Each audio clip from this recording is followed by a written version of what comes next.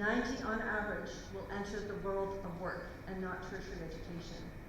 Yet currently, the education system is designed to meet in large part the needs of the 9 students that will progress to tertiary, rather than preparing the majority of students with the knowledge and skills needed for the world of work. Reimagining secondary education as a platform for work is a paradigm shift.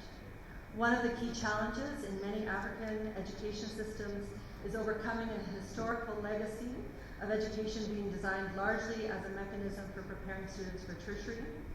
This type of theoretical, one-size-fits-all curriculum is no longer appropriate when serving a much more diverse set of learners with a wider range of aspirations and abilities. As we know, sub-Saharan Africa faces a major labor market challenge in the next several decades. The formal sector is not growing fast enough to absorb new entrants to the labor market. For example, there are more youth turning 18 in Rwanda every 2 years than there are formal sector jobs in the entire economy. At present, 70% of the labor force is in vulnerable employment, and employment growth has grown by 3% per annum since 2000, even with strong economic growth. In low-income countries, employment is dominated by agriculture. Shifts, where they are happening, are largely towards services, with agriculture remaining a significant source of work. Manufacturing is not a significant employer in many sub-Saharan African countries and is not expected to become one in the next decade or more. As economies develop, more complex agricultural, manufacturing, and service sectors, the need for workers with education beyond the basic level will rapidly increase. In other countries, such as East Asia, this sectoral shift has generally been accompanied by major efforts to upgrade skills and increase educational attainment of the labor force. Sub-Saharan Africa has in many ways a dual economy. On the one hand, there is a huge need for knowledge and innovation to accelerate economic transformation, and much of the intention on the future of work has been on the formal sector. But on the other hand, a high proportion of jobs in Africa are in informal household enterprises. These are unincorporated and informal, low productivity businesses that provide self-employment or family employment in either farming or urban trading activities. This is where the majority of youth will continue to find work for the foreseeable future. That means that much more attention must be given to the informal sector. This includes a focus on transforming agriculture, facilitating people's ability to create their own employment, and accessing more productive jobs up the value chain. If secondary education can provide youth the kind of skills they need, then it will drive productivity improvements that will lead to economic growth and ultimately transformation. Educated youth are more able to engage in complex tasks, adapt to new technologies, improve the quality of products and services, and advance innovation. While education alone will not decrease informal employment, we also see a strong correlation between increasing education and formalization. So we now see how important secondary education is for increased productivity in the informal sector and driving economic growth. Yet ministries of education will have to make these kinds of changes in terms of expanding secondary education systems while also improving quality and relevance in a challenging and unprecedented context. It is estimated that economic growth accounted for 2/3 of the rise in education budgets between 2000 and 2014, which fueled the expansion of primary education. However, economic growth in some countries across Africa is slowing, and this will significantly constrain the fiscal space for education expansion. Secondly, digitization and automation has already been discussed a fair bit. It is changing the nature of work globally, including in Africa. The impact of these disruptive forces is difficult to predict. Some jobs will be lost, others will be created, but these trends will definitely increase uncertainty and the pace of change. And it will put a premium on skills that help young people be adaptable, resilient, and creative problem solvers. And finally, population growth. Sub-Saharan Africa is now the only region in the world with a growing youth population. meeting the education and work needs of the growing population will be an enormous challenge, but it also represents an enormous opportunity, provided they receive good quality, relevant education. So where are secondary education systems now? And I will move fairly quickly through this section because I want to get to the emerging findings, and I know Beatrice will come and give me a note soon. So across the continent, there have been a number of reforms to improve secondary education. I think we'll hear a lot about those with the ministerial roundtable, but one of the most important has been the incorporation of lower secondary in an extended basic education cycle. Alongside including lower secondary as part of basic education, many governments have also moved to eliminate tuition fees for some or all of secondary. One of the most significant trends has been the reform of curriculum. According to data available, 27 countries have introduced competency-based curriculum to help students build key skills and the ability to apply knowledge. Although these curricula have been adopted on paper, there are still many challenges that exist, including teacher training, provision of appropriate learning materials, as well as matching assessment systems to curricula. And governments have also shown their commitment to education by investing at the level that they should. However, given the size of economies, limited tax base, and growing youth populations, education budgets are still stretched very thin. Despite these efforts, a number of gaps still exist. In Africa, poor learning outcomes at the primary level lead secondary education systems to compensate. This is both inefficient and expensive because it costs more to educate a student at the secondary level than at primary, and it also compromises the ability of secondary students to learn higher level skills. And national averages that we have talked about mask significant inequalities in terms of lower secondary education. The red dot that you see represents the richest urban boys, and the blue dots represent the poorest rural girls. As you can see across many countries, significant inequities remain based on income, gender, ethnicity, and geographic location. And these are lower secondary completion rates that we're looking at. And as we see, there have been significant efforts to introduce competency-based curricula. However, teaching methods have not caught up. Rote learning and teaching to the test still predominate in many countries, and these are reinforced by high-stakes examinations that are prevalent across the region and not aligned with new curricula. So what can be done? What are the skills that young people need in order to be prepared for the future of work? Foundational skills are the number one priority everywhere, and any effort that doesn't put these at the center will miss the opportunity to lay the groundwork for lifelong learning. Strengthening teaching of numeracy, literacy, and language skills at primary is critical to ensuring that students enter secondary school prepared to learn more advanced content and skills. 21st century skills, also called soft skills or transferable skills. These skills include critical thinking, problem solving, creativity, communication, and collaboration. These are the skills that will allow for lifelong learning, and they're the ones that are in demand by employers as economies become more complex. These skills are primarily developed through learner-centered interactive pedagogies, and they require skilled teachers to deliver. Digital skills are becoming a key part of 21st century skills. Technology is rapidly spreading across all sectors in both formal and informal workplaces, and people without digital skills are at risk of further exclusion as the digital divide emerges.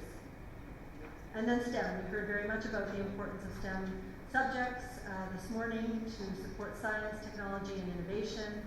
There is opportunity for STEM instruction to be more relevant to young people who may not transition to tertiary but will apply STEM in their everyday life.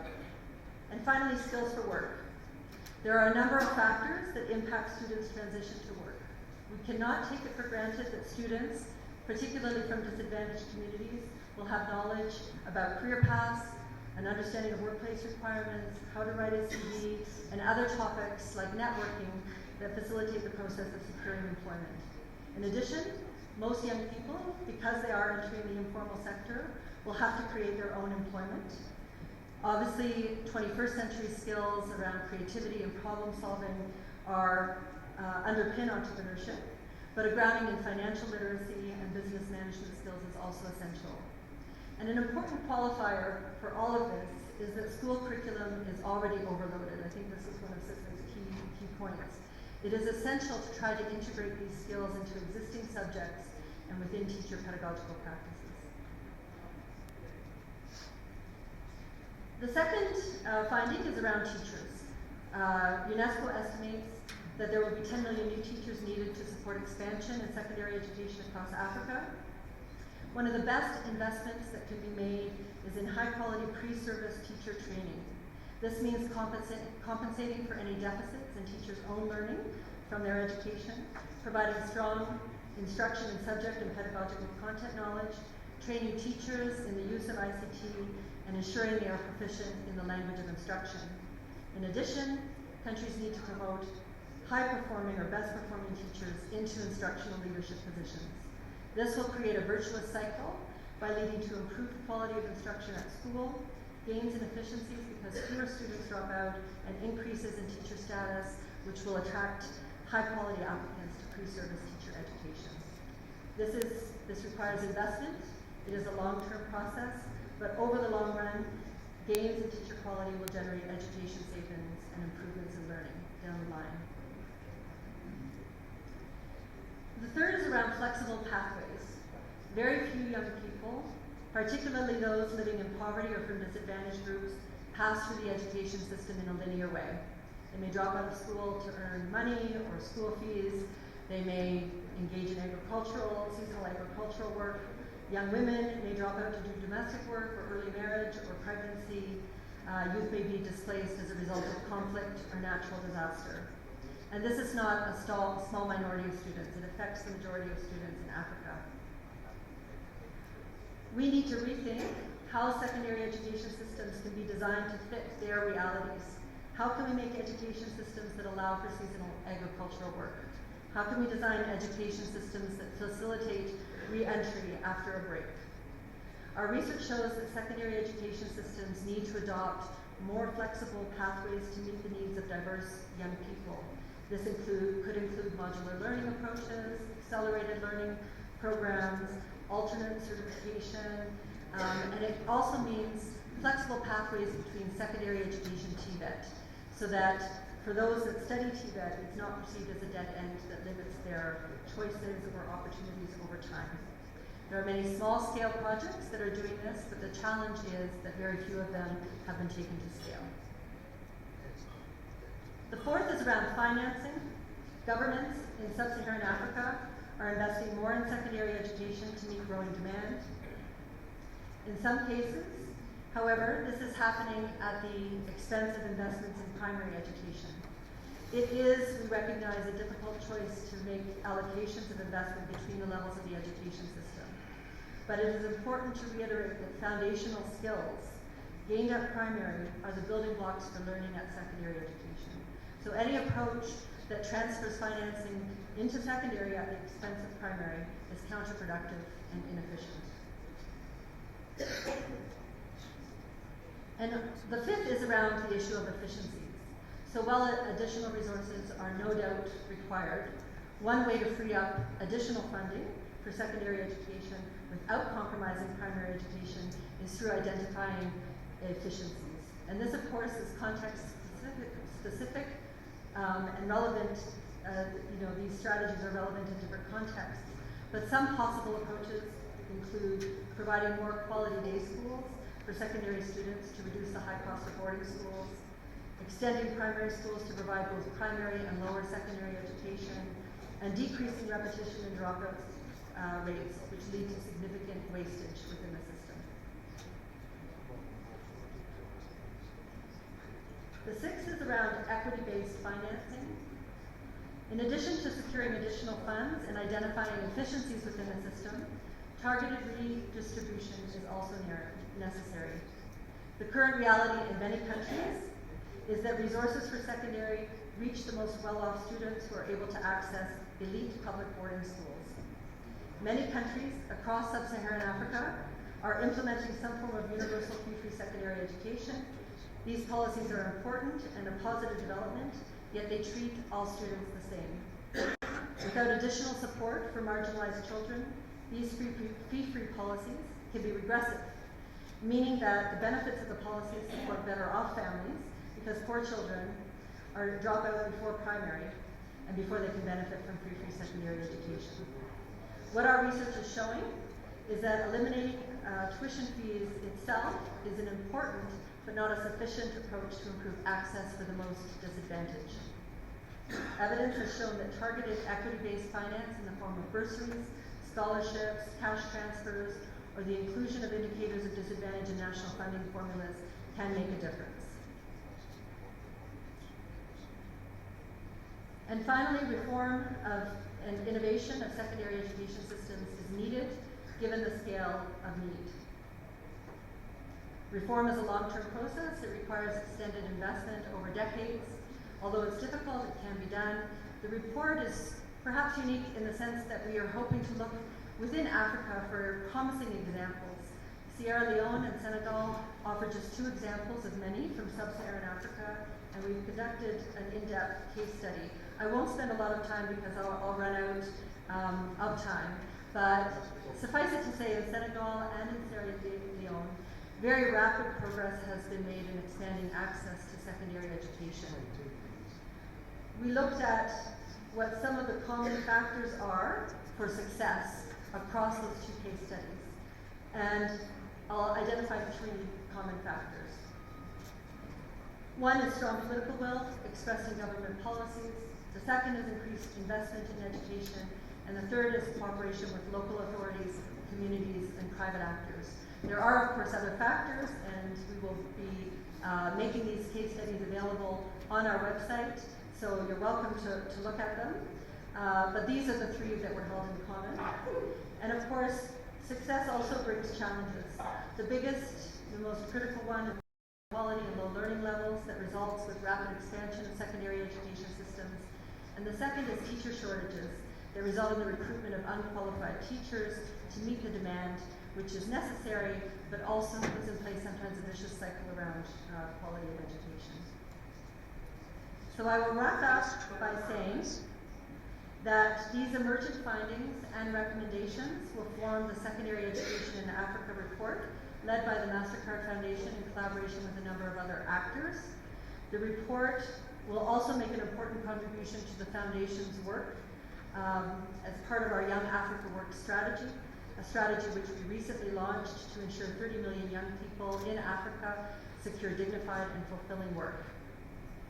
We hope to profile innovative and promising policy programs, serve as a resource for policymakers, and set out a forward-looking policy agenda.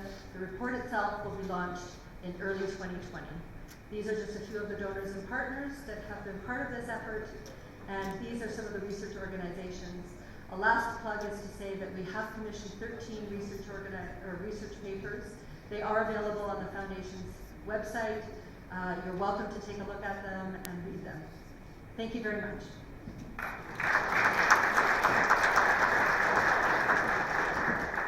Thank you so much. Started with figures very important, and you know exactly what you're dealing with. And you know, as she has said, it's based on a study done in several countries, not all of them. So, and from what she has said, there's still room for you to add or subtract. Okay, so she mentioned agriculture as a significant source of work, and how is secondary education engaging with that? Increased expenditure on education has been based on economic growth, and when that doesn't happen, how are we going to deal with it, with the youthful population? An opportunity in a challenge. She talked about curriculum as well as the previous speaker. The issue of gender and poverty poor learning outcomes, the need for foundational skills, digital skills, financial literacy, etc. How they're being incorporated in the curriculum. And another big area is the teacher. How the teacher is able to pass on the skills that are needed to be passed on. But of course, the teacher would have to be prepared appropriately. And she also mentioned the staggering number of teachers that are needed if we are to achieve universal secondary education, and the issue of school leadership, that it has to be the most competent teachers to become school leaders so that they lead the classroom for the rest of the 21st century. She talked about alternative pathways, considering the high cost, flexible pathways, dealing with youth who are displaced, dealing with youth living in poverty. Are there other ways that they can access the skills and knowledge that are provided at secondary school level? And then a warning that secondary investment should not be at the expense of primary. How are we balancing this? And then she talked of efficiency and had some suggestions from the report. Day schools, decreasing repetition, and extending primary schools to include secondary education. And then she talked of equity-based financing rather than having one-size-fits-all. Then she talked of reforms that are happening, and she said that where there's been success, it's because of strong policy and investment and involvement of all stakeholders. So that was describing the situation as it is and beginning to suggest ways forward. So now we would like to hear from our ministers of education who are here to see how they are dealing with these different challenges. How are you making sure that investment in secondary education? Can we have a roving mic, please? One or two roving mics? So it's going to be very awkward. Okay.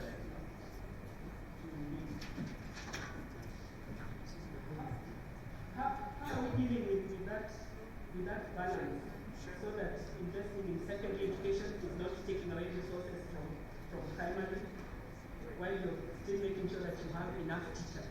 I would like to hear from Honorable Anjeli. 4 minutes. 4 minutes, please.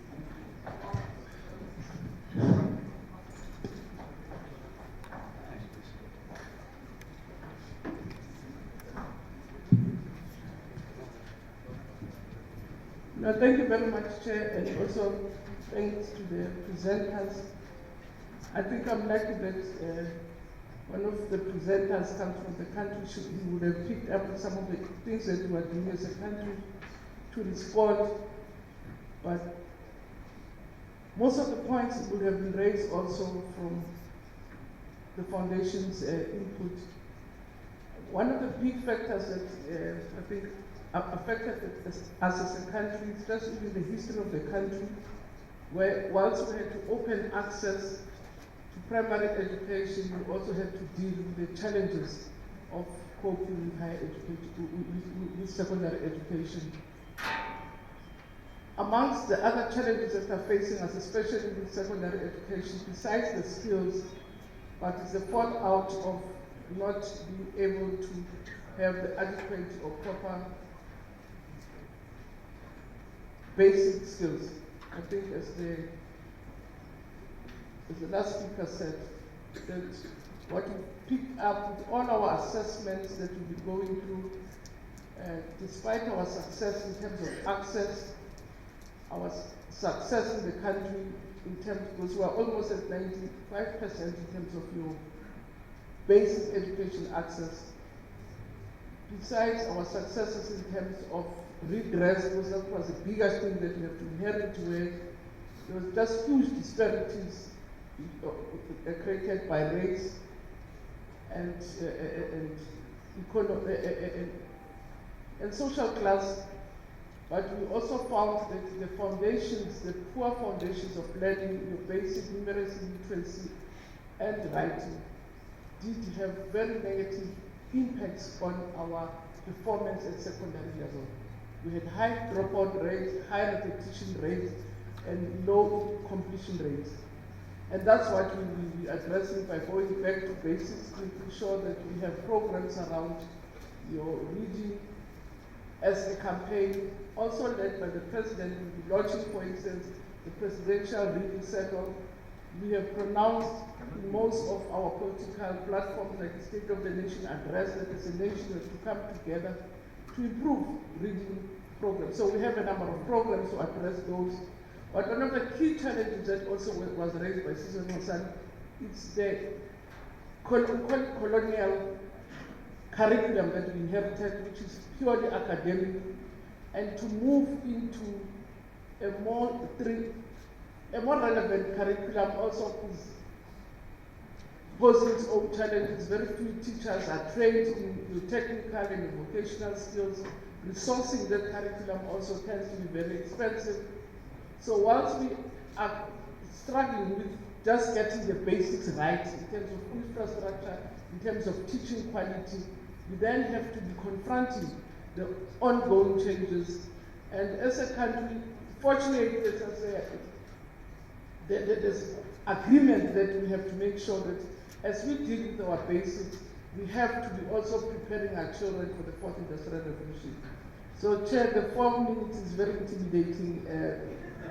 So I'm not sure we are. So as I say, we are developing the 3-stream curriculum to deal with the colonial education.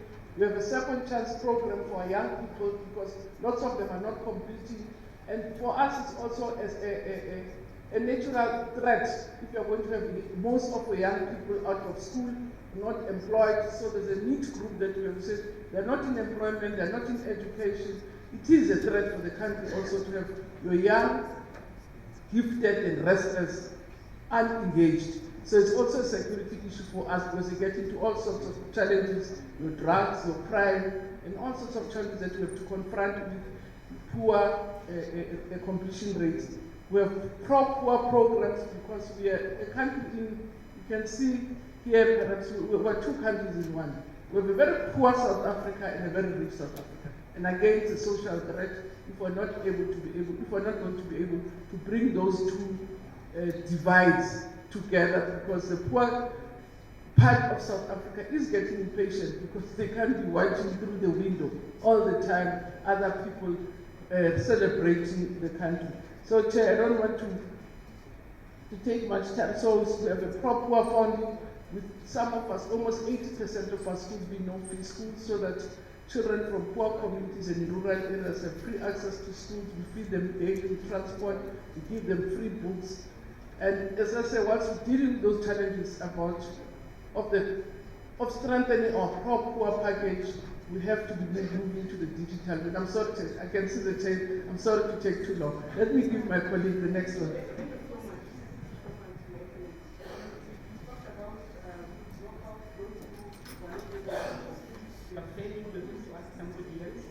Tell us from Niger, Honorable Mohamed Sanusi, how are you dealing with cases of those children who drop out of school, who are unable to attain the standard? And Her Excellency also talked about reaching the poor, that there's a poor South Africa and the rich South Africa. And the poor are usually likely to be left out. What strategies are you using in Niger to make sure that you reach the unreached? You have 4 minutes, please. Dealing with the dropouts, reintegrating them, and also reaching the unreached. Merci beaucoup. Malgré que le temps qui nous est imparti est trop court, je voudrais quand même profiter de cette occasion pour remercier les autorités de l'Afrique du Sud pour l'accueil et l'hospitalité qui nous a été réservée. Please get us something to reflect.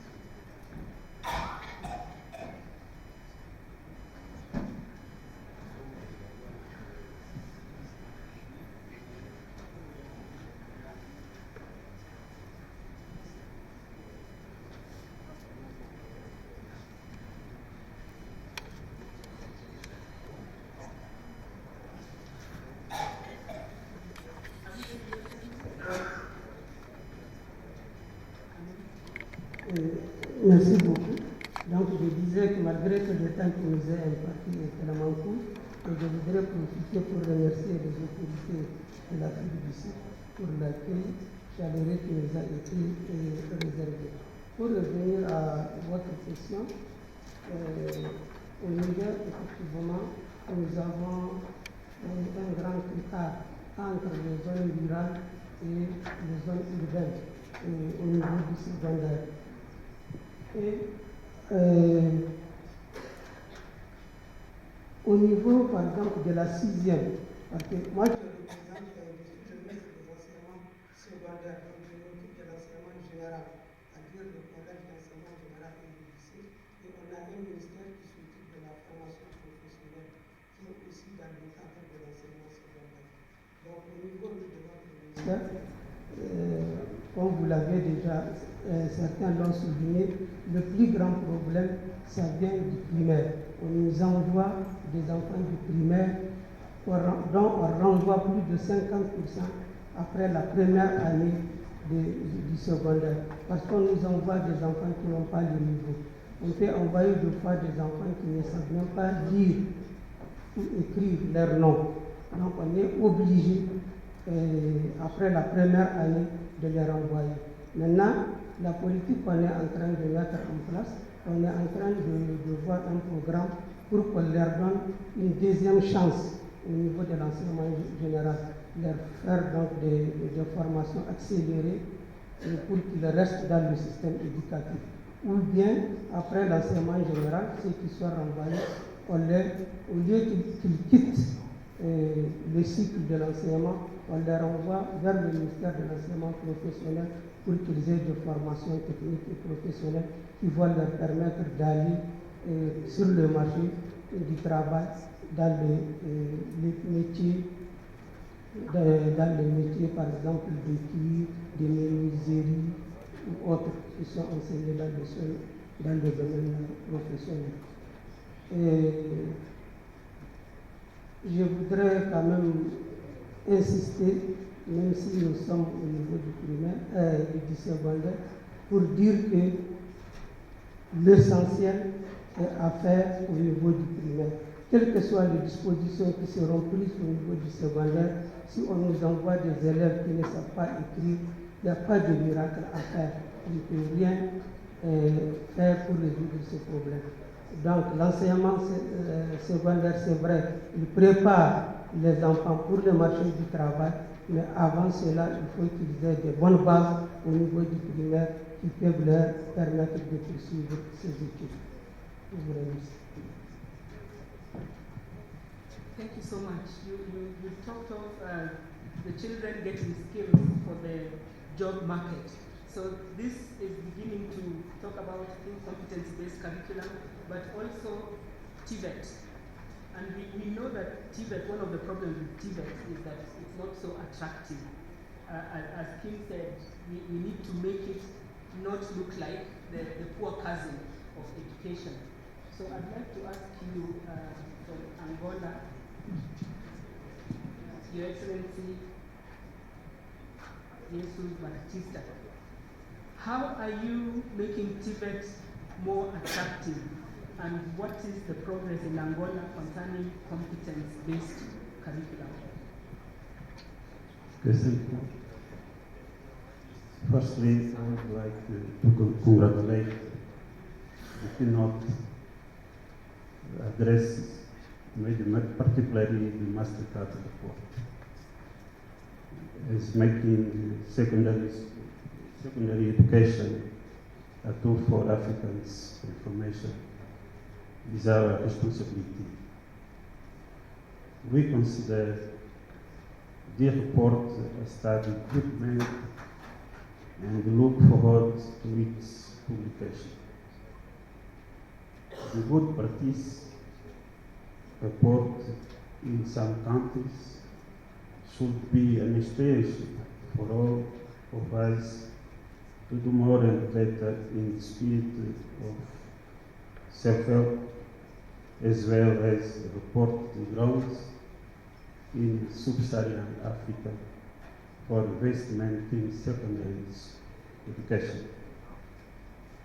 However, I must stress that despite this, the current situation needs an active and urgent response given the continent's demographic growth and the demand for the labor market in terms of the skills needed for the future.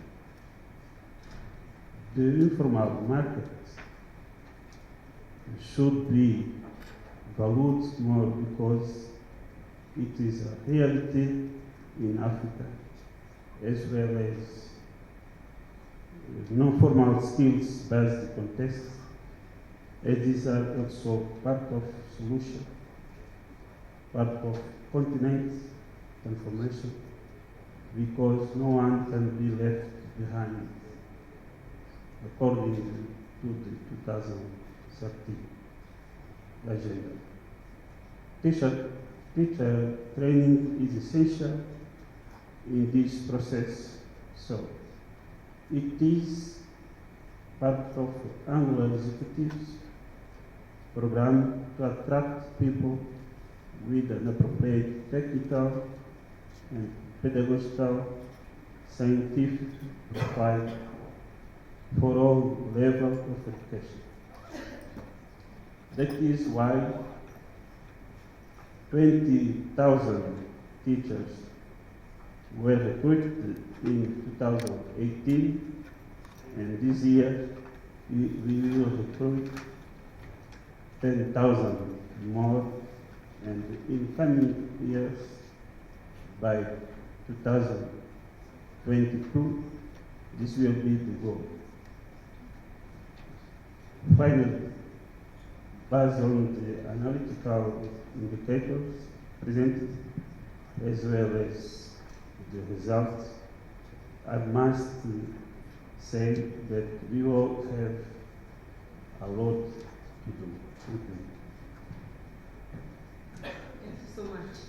You mentioned teachers. Teachers are a big issue. We were told 12 million teachers we need just for secondary education. From DRC, Honorable Ndojovi, is this true that there's such a huge gap concerning teachers? And what are you doing? What are you doing to make sure that you have enough teachers?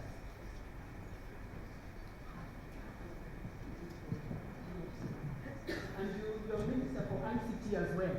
How are you making sure that your teachers catch up to technology so that they can become more relevant? So how are you dealing with the issue of teacher numbers? And then how are you making them digital in order to be more relevant?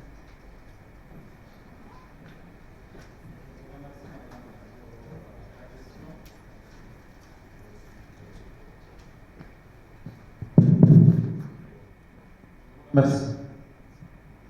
Alors, je vous remercie, madame, pour la question.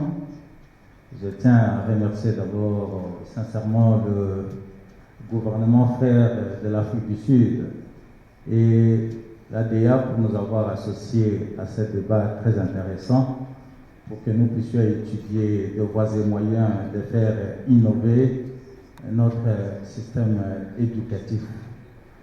En République démocratique du Congo, madame, comme vous le savez, c'est un pays continent, un pays aux dimensions continentales, avec une superficie de 2 345 409 km² et une population qui avoisine aujourd'hui 85 millions.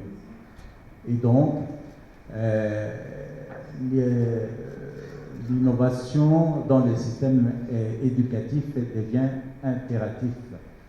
Dieu merci que le président de la République, chef de l'État, fait de ce secteur une activité principale de son quinquennat. Alors, qu'est-ce que nous faisons pour répondre à ce défi des enseignants? Au moment où nous parlons, nous venions de tenir un atelier parce que le président de la République tient d'abord à la gratuité de l'enseignement en République démocratique du Congo.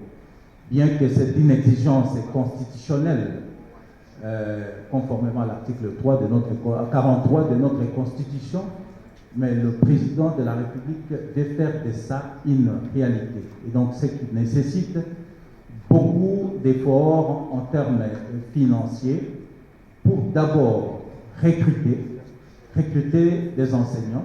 Mais avant de recruter, il faut d'abord payer ceux qui sont là, car nous avons un problème des enseignants qui sont mécanisés mais ne sont pas encore payés.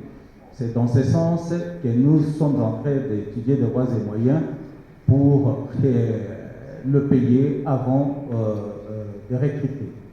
Mais vous savez, ce système aujourd'hui, comme l'a dit même le président de la République sud-africaine ce matin, l'Afrique, c'est un continent d'avenir. Et en République démocratique du Congo, nous disons qu'effectivement, nous devons booster le secteur de l'éducation. C'est un secteur qui nous permettra de faire face au chômage que connaît le continent africain de manière générale et singulièrement la République démocratique du Congo. Et pourquoi ce taux de chômage élevé? C'est tout simplement parce que notre système éducatif est au jour d'aujourd'hui inadapté.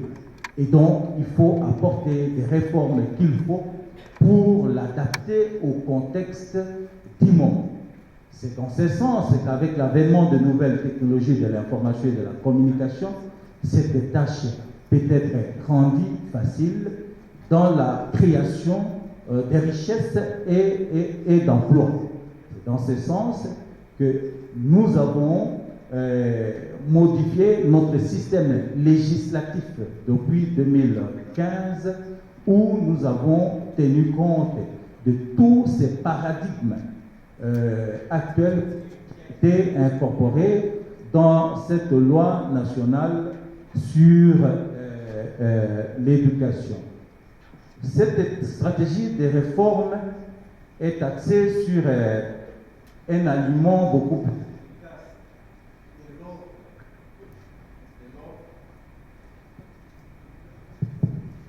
de l'offre et de la demande. Et donc, nous devons faire en sorte que notre système éducatif réponde à cette demande et à l'offre que nous avons dans notre pays. Voilà, en grosso modo, la position de la République démocratique du Congo à ce sujet. Oui, il faut recruter des enseignants pour faire face, mais avant de les recruter, il faut d'abord que ceux qui sont là soient totalement payés pour que ceux qui seront recrutés ne soient pas encore de nouveaux recrutés, mais qui ne sont pas payés. Voilà, dans cette réforme, nous sommes accompagnés par la Banque mondiale qui nous accompagne dans le financement de cette réforme du système éducatif de la République démocratique du Congo. Je vous remercie. Thank you. Thank you very much. Thank you, Excellencies. Now, the floor is open for one or two questions. Maybe there are things that the ministers are not saying, or maybe there are some things you need to hear them articulate. So perhaps you have a question, or perhaps you have a comment. So the floor is open. You have 1 minute to be precise with a question or a comment. You'll make your comments and questions, and then the ministers and the presenters will respond at the end.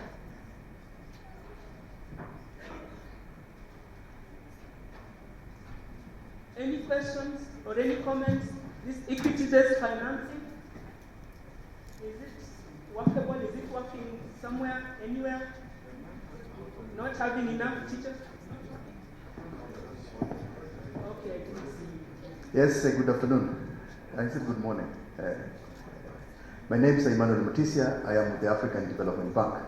Very quickly, I just want to know what the governments represented there are doing to make sure that we fund education at the level that we are talking about today. Because I hear some ministers saying that the governments are planning to make education free, but that has been a discussion that has taken place for quite some time. We want to know what commitments their governments have put in place to make sure that secondary education is accessible for all. Thank you. Thank you very much. I'm still on this side. A hand up. Gender issues, ladies? No? Yes?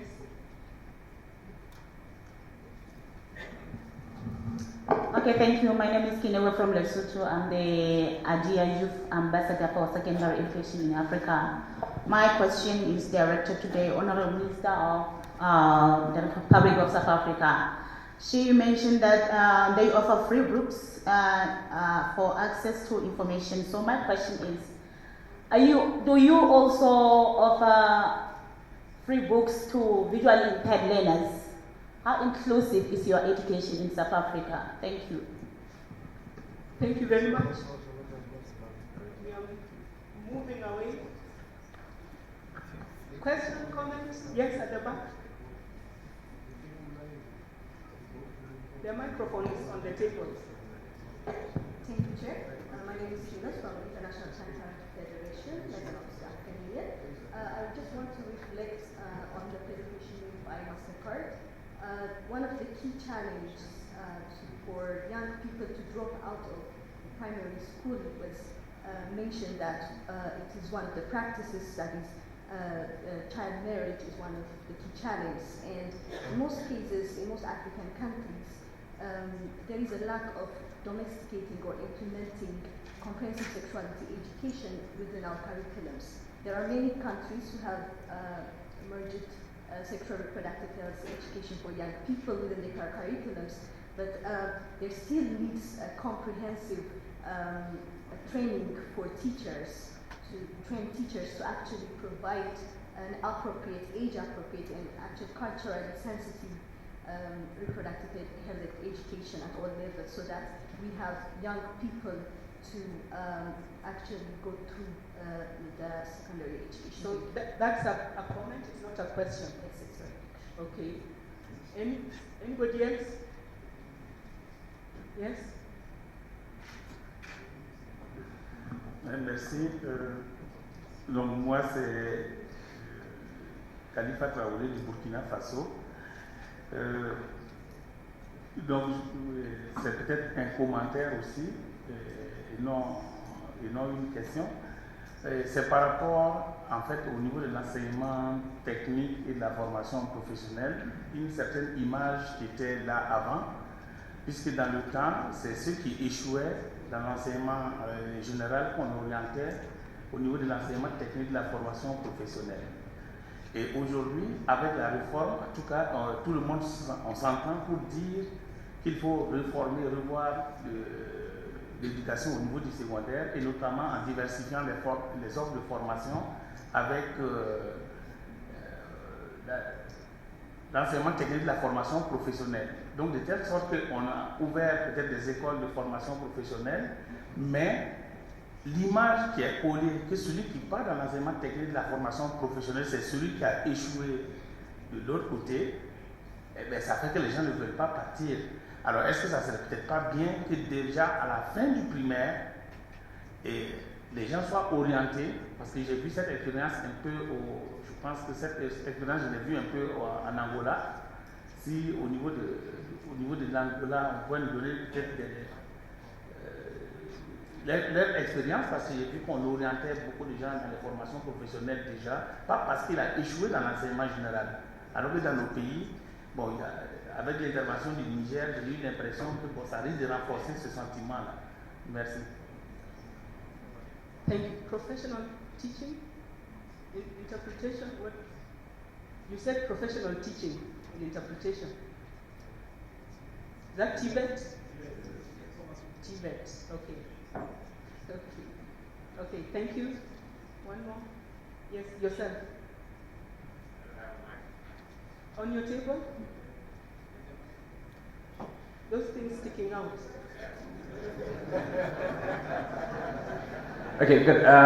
So I think when I looked at the presentation from MasterCard, I think we are in a crisis situation. If the research by MasterCard says that only 10% of our children who go to school end up in tertiary, and of that only 6% complete tertiary, it means that 90% of our children do not have skills for the workforce. We are at a crisis situation, and I think that we as governments, as industry, need to see how we are going to equip our children with the necessary skills for the life of work.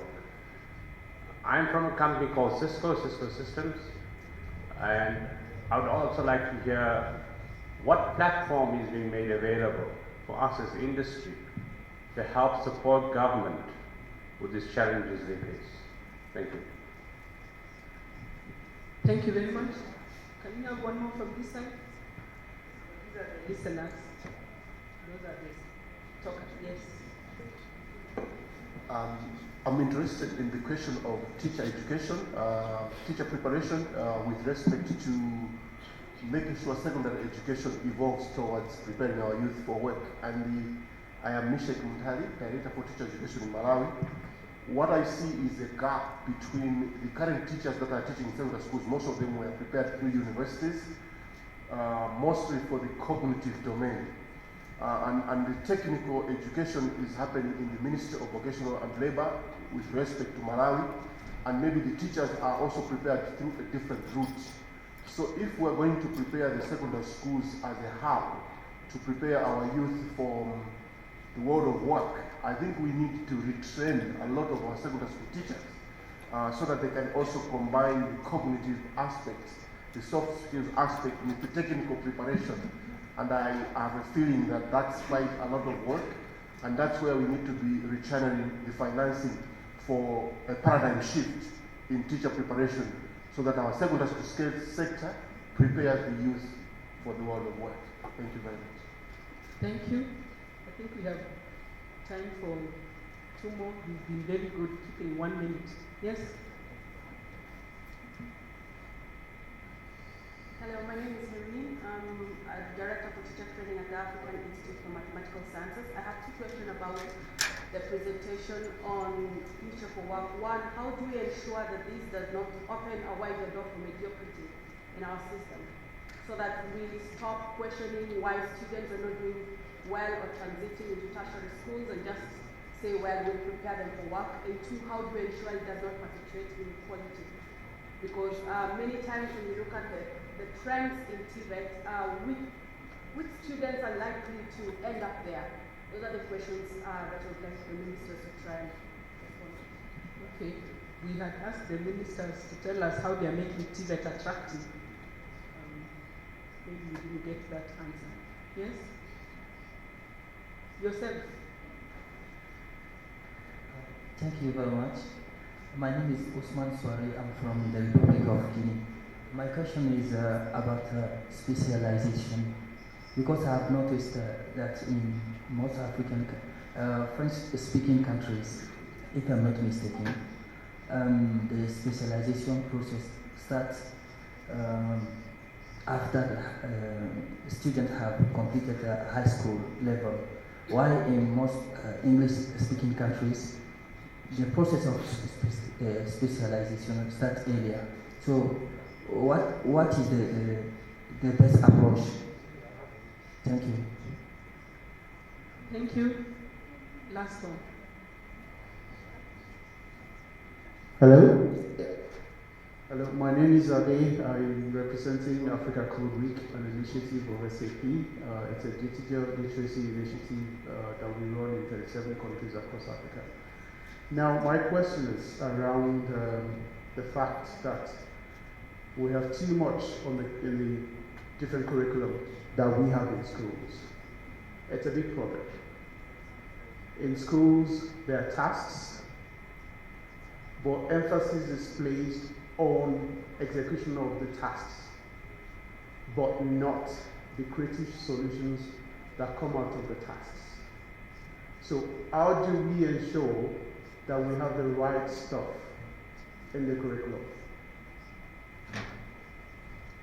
Thank you. I thought you introduced yourself as an expert. So we thought you might tell us what we ought to be doing. Okay, if you have a minute, I can tell you. No, it's okay. You put it out there. Maybe in the groups it can be discussed some more. I was going to stop, but there's a lady who has. Yes. This needs to be insisted. Thank you very much, Madam. My name is Cecilia Valde. I'm the Regional Education Advisor for Western Central Africa in UNICEF, based in Dakar. I have a few comments to make. My first comment, 1 minute. First comment is, from what I can see in this forum, we're actually not just talking about secondary education in Africa. We're talking about secondary education and secondary age education. This is for young people who have not had the opportunity to complete their secondary education. Large numbers of young people for whom we're not really responding to whose needs we're not responding. So it's important that this forum focuses on this group in particular. Second point I want to make is that it is not actually very accurate to say that we have had a linear approach in responding to educational challenges over the years.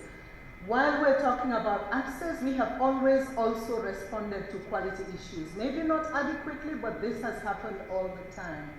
The third point I want to say is that one of the major issues that we're facing on this continent is the actual linkages, the articulation of linkages between formal and non-formal pathways. When we look at qualifications frameworks, they tend to be exclusive rather than inclusive of young learners. When we look at certificates, we have what we call in Africa the diploma disease. How can we deal with this diploma disease in this continent? Thank you. And finally, I would say that the reason why education systems are so slow in responding, we have multiple issues that we need to look at in this particular respect. First of all, we see the problem of governments believing that they can finance education, totally finance education. It is a government responsibility, but governments cannot finance education. The domestic resources are insufficient to respond to the increasing demands. So where are the opportunities? How can governments begin to look to other avenues that can help us to better finance our education systems? Thank you. Thank you so much. Those who are asking, we've got all those questions and comments. We're going to have, sorry, I arrived this morning.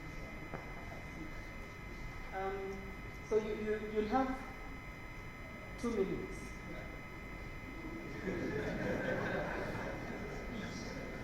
2 minutes each. You pick 1 or 2 comments or questions, and you make your response.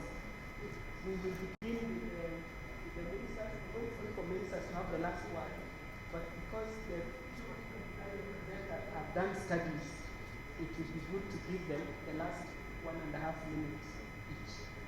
So we'll just go from the first one. You have 2 minutes, please. Merci. La question qui m'est posée, c'est les engagements que le gouvernement met en place pour la gratuité de l'enseignement. Je crois que Mme Cécile de l'UNICEF, celle qui vient de parler en dernière lieu, a même épinglé cette question d'une importance capitale. Lorsque l'on parle de la gratuité, ça veut dire quoi? Ça veut dire tout simplement que les frais que le parent prenait en charge, c'est le gouvernement qui va commencer à les prendre en charge. Ce qui nécessite un budget conséquent pour l'éducation. Et nous sommes conscients de ça. Le président de la République, lui, a voulu matérialiser cette disposition constitutionnelle. Eh bien, il va falloir chercher des ressources nouvelles pour que le gouvernement se substitue aux parents pour payer ce que le parent payait. Et pour y arriver, seuls nous ne pourrons pas. C'est pour cette raison qu'il a fait aussi appel à des partenaires financiers, à des partenaires éducatifs qui peuvent aussi nous aider dans ce sens-là. Merci. Thank you so much, South Africa. There was a question directed at you on the issue of inclusion, and perhaps we could touch on the issue of comprehensive sexuality education, if you are doing anything about it. Okay. The other question which was directed at us was, what is the budget of our ministry of the education? Our education budget in the country, 17%, which as a struggling economy, I think it's high, 17%, and there are MOUs which the government has instructed all departments to sign, Department of Education, like social development, psychosocial services, for health-related matters, so that in a way it also strengthens the budget of the education. It's inadequate, but in terms of our fiscals, I think the government is giving, it's giving what it can to education. There was also a question about special needs education, that indeed we have a program of special needs education where we provide with a special fund for learners with severe and profound disabilities, where we have a number of special schools, but we also have what we call full service schools where disabilities or challenges can be managed within the mainstream. So we do provide brain material and assistive devices for our learners, and even our ICT program, the rollout is going to start in special schools because we find those much more in need as compared to mainstream schools. About this technical education and making it attractive. We, the three streams, are offering your academic, your vocational, technical, and your vocational occupational. Your vocational technical has come to be very attractive to young learners because actually provides what young people have more than just a technical your academic streams. It's where we offer your aviation, your maritime studies. So it's really attractive courses that every parent wants their child to go into. And the articulation is designed in such a way that they're able to exit to the world of work, but if they are willing and able, they can still go to tertiary institutions. So it's not a dead end. So that you're not going there because you're not good enough, but it's because you're attracted to those areas of work. The vocational, occupational trade is meant for learners who are not coping with the academic stream, preparing them to exit in terms of their ability. So there isn't so much a threat of having the technical stream as the stepchild. Actually, they are more subscribed than parents and learners. Young people want those more, so that we can't provide for those because of the cost of running those technical. So, Chair, now going to yours, because these are the ones I plan to do. Say, I must talk about sexuality.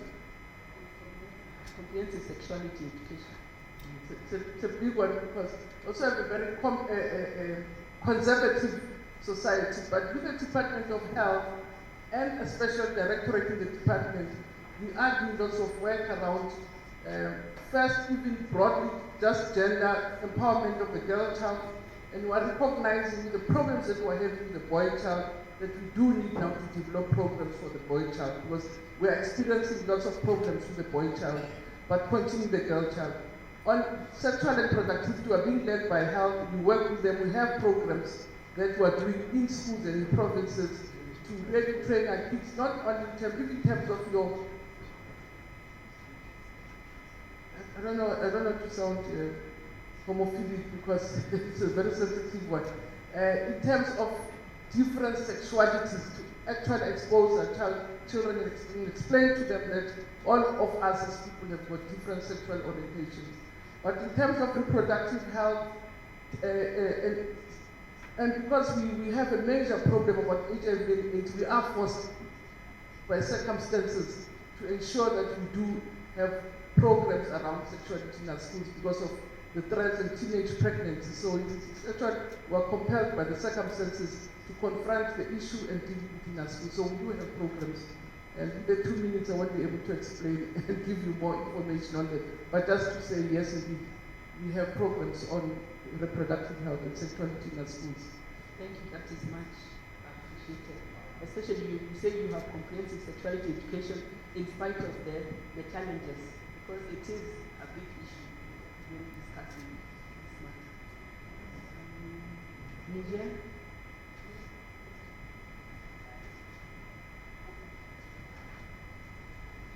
Merci. Je n'ai pas noté une question spécifique qui m'est adressée, mais je vais quand même répondre à la question posée par la BAC concernant le financement. Parce que nous aussi, nous sommes concernés par la gratuité de l'éducation. Et le président de la République a pris l'engagement de rendre l'éducation gratuite jusqu'à l'âge de 16 ans.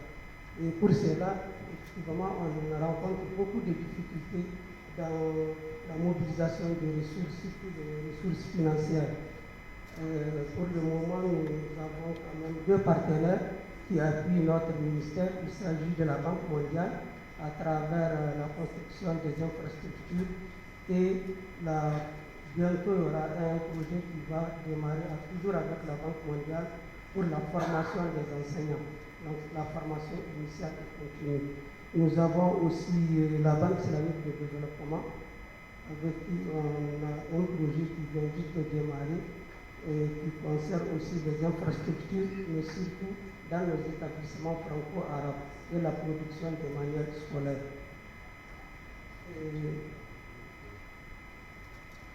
Il y a une intervenante qui a posé la question de savoir comment faire pour ne pas ouvrir la porte à la médiocrité.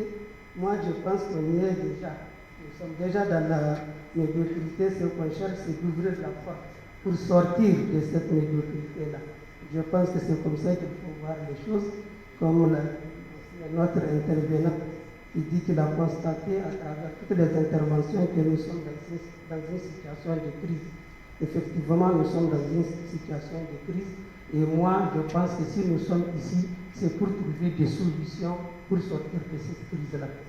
Et pour cela, madame, pour conclure, tout à l'heure dans mon intervention, parce que vous m'avez posé une question, j'ai juste parlé de comment faire pour garder les enfants qui sont exclus, comment faire pour les garder dans le système éducatif.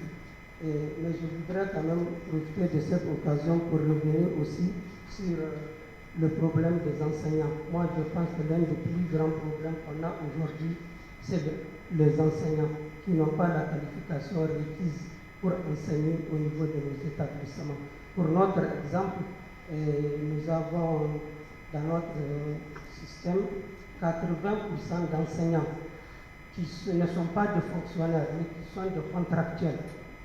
Et je ne sais pas si dans les autres pays, il y a eu le même système.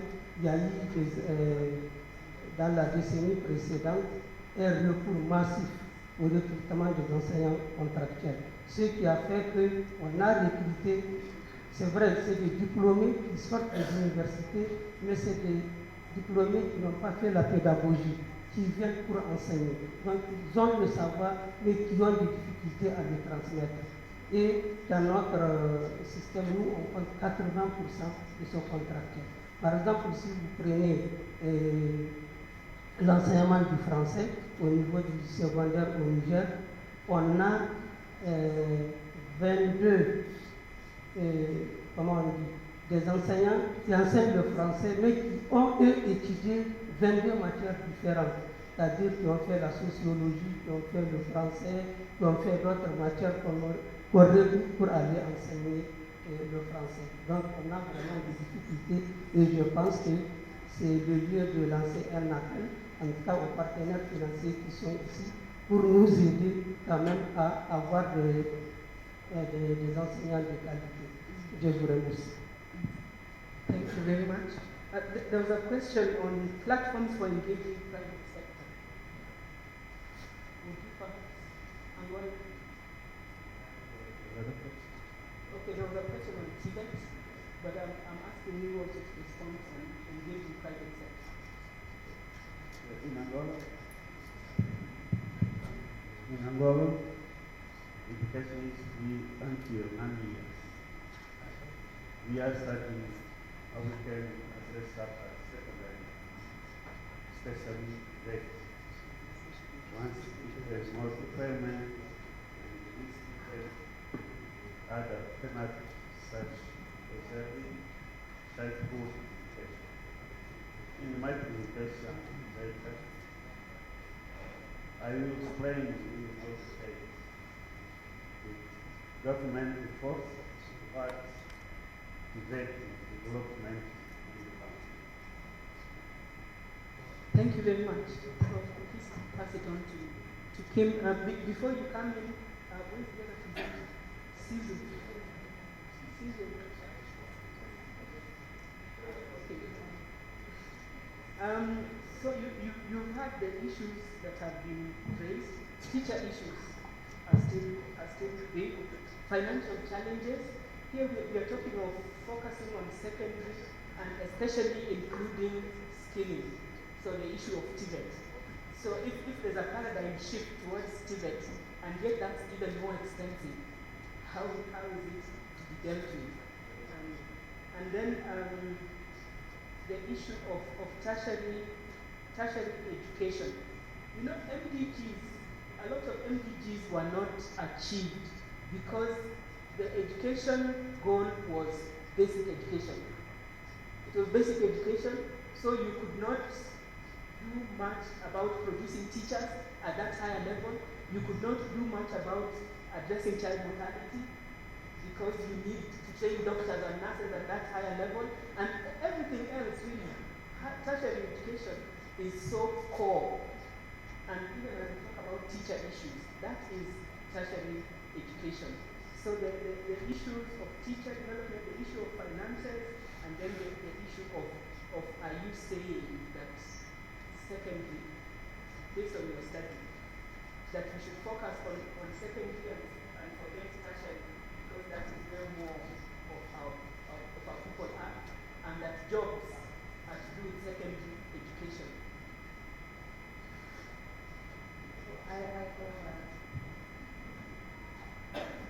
Can you hear me? I will maybe just before getting into those issues, because we're overlapping a couple of comments. I wanted to respond first to the gentleman that talked about the sense of urgency. And I'm very glad that the message of the sense of urgency was received, because I think that that's one of the things that we wanted to convey. Not that we have all of the answers to all of the questions that have been raised. And this is a dialogue, and so we're hoping to engage in a dialogue about how best to solve some of these critical issues through collaborative sharing of information. Is this covered? Oh, okay, sorry. Secondly, the thing about a platform, helping private sector engage. I believe Cecilia had an interesting example here in South Africa of how that is happening. But there is definitely not enough private sector engagement. Perhaps that could be one of the resolutions or action points that comes from this meeting in terms of thinking about how to do that in a more collective and cohesive way. I wanted to touch a little bit on teacher education, because teachers keep coming up, and of course they are absolutely central. I think a gentleman had raised the issue about continuous professional development and the need to upgrade the skills of teachers. That is definitely important.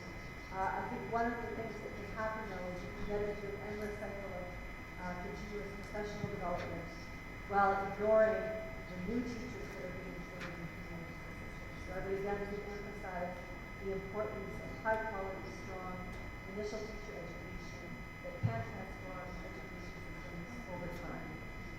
TVET, this has been a challenging issue even as we engaged in the production of the report, and I'm very much looking forward to the discussions tomorrow. On the one hand, it is much more expensive to deliver TVET than it is, primary, cheapest, and then secondary. So TVET is even more expensive to deliver. To deliver well requires well-trained instructors, it requires equipment. All of this is very difficult, and expensive, particularly in resource-constrained environments. There are a couple of examples we've seen of really high-quality, technical, vocational training that's being delivered by either private providers or by governments that can provide examples or that can be centers of excellence in a way to both change perceptions about what TVET can do, as well as provide a way forward. But there's also, we haven't talked about it yet, although it's been alluded to around the standards, recognition of prior learning, is around the large apprenticeship system, the way young people are already learning in the world of work and other ways to certify that, formalize that in some ways. And then maybe last thing I would say is around flexible pathways. I think it was the producer who was making the point about the need to focus on all of those young people who are out of school. And I think you said at the beginning that those are the majority of institutions outside, those that are outside of secondary education. The opportunity for flexible pathways and to experiment with flexible pathways is also the opportunity for innovation and for change that is also been called to this country. So I hope we can come up with some really different ways to do that on those. Thank you. Thank you so much, Sizwe. Let us know which points you'll pick on and take your 2 minutes. Right. I will cover some areas around TVETs, the question of mediocrity and specialization, which were points that were raised a little bit earlier. And maybe let me just pick up from Kim's comment on TVETs and say that I think if there's one area which needs more private sector involvement in terms of curriculum, the training of lecturers, the delivery of that curriculum, practical aspects of vocational training particularly, is the TVET sector, is the TVET system. Yeah, because very often you find that the programs which are offered by TVETs funded by governments left behind. But even in basic things like boilermakers or the artisan skills, boilermakers, plumbers, electricians, and so on, you find that the world has moved. Electricians today, or plumbers, or boilermakers, or mechanics, and so on, work in a very different way in the world environment. And therefore, you find that by and large, especially in the continent, the TVET system is just simply not keeping up with the demands of the workplace. So there's a need for a lot more private sector involvement in the TVET system in a PPP, a public-private partnership kind of model to address the quality and standard in TVETs, so that they're not seen as second or third grade compared to what the universities offer. And the same applies to the digital skills that should be provided by a lot of the TVETs. In fact, they don't. So what you do find is a lot of OEMs or regional equipment manufacturers actually accredit young people who are able to do certain things or have certain digital skills, whether it's coding or computing and so on, or operating various machinery and systems and so on. The private sector normally just accredits people directly who may or may not have gone through a TVET system because the TVET system is lagging so far behind. So I think this is where we need a lot more public-private partnership in terms of the TVET system as a whole. And the question of specialization, I think, is an interesting one because, of course, even in this country, we're introducing a vocational curriculum, a technical curriculum, in addition to the academic curriculum which the Minister spoke about. But actually, I think when you talk about specialization, even in those areas such as technical and vocational curriculums, it is still important to have foundational skills. In other words, numeracy and literacy is as equally important whilst there are areas of specialization. So I think this requires a real look at the curriculum and the components that are contained in the curriculum, even if it may appear to be specialized, to ensure that there are still general skills and competencies that are covered even in those curriculum or areas that may appear to be specialized. Because it's about providing the skills to young people to navigate a fast-changing world, and therefore they must have a lot of other foundational skills in addition to areas of specialization. So it requires a completely different rethink of how we think about curriculum itself. And obviously, this then touches on teacher development. That's why, teacher development, as we've looked at in the traditional sense, has to change. So, teachers themselves have to have, these different diverse foundational skills in addition to the areas of specialization which they may possess. So, for instance, a teacher who's teaching mathematics can't just have mathematics as the only thing that they know. They've got to know how to write reports, they've got to know how to communicate, they've got to have general, information or skills or competencies that come from other faculties, which is why there's a need for a complete overhaul of the teacher training, especially for initial teacher education. But for in-service, in other words, teachers that are already in the system, it does mean that a lot more time needs to be spent in training those teachers in areas that are outside their normal areas of specialization as well. Because, if they're going to impart these skills, it becomes quite important. That's why, for instance, training teachers on how to do integrated teaching. In other words, as a teacher, you may be teaching geography or history or mathematics, but because you're dealing with a theme, you should be able to teach with a teacher that comes and maybe specializes in another subject. And that requires a very different approach in terms of how you think about, training of in-service teachers on content knowledge in the context of integrated teaching, as an example. So those are some of the things that require a rethink in terms of how we think about, teacher training, as an example. Thank you. Thank you so much. Thank you to all of you for listening and for contributing. Thank you for your excellencies for spending your time, and the researchers who made the presentations. As you saw, the issues that you raised in your presentations are still the issues that were raised from the floor and from the ministers, which means your report is not far off, but it may benefit from some examples of good practices, which some started emerging from here, but you can still get some more. The issue of teachers remains a big issue. Of course, there has to be initial training, and continuous professional development is continuous, and it continues to be more necessary even with, as the work demands change. So there has to be changes in the classroom as well.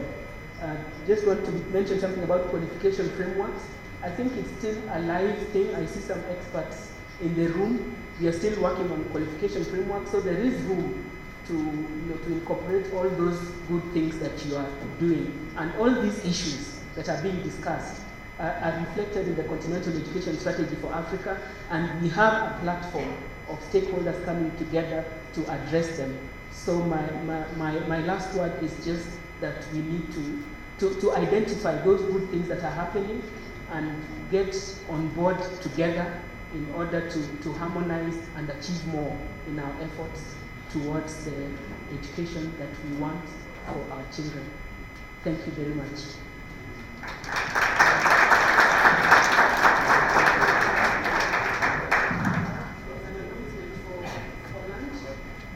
Ministers to depart first and be directed by protocol officials to designated area. Can we have the protocol officials here, please?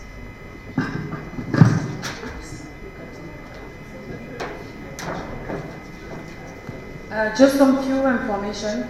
After the lunch, we will go to the group sessions at 2:30, if possible. So the group A related to skills, given the changing nature of work, will be assembly room number 3. The group B regarding how do secondary education curricula and pedagogy needs to change in Africa to deliver skills relevant to the future of work will be in assembly room number 4.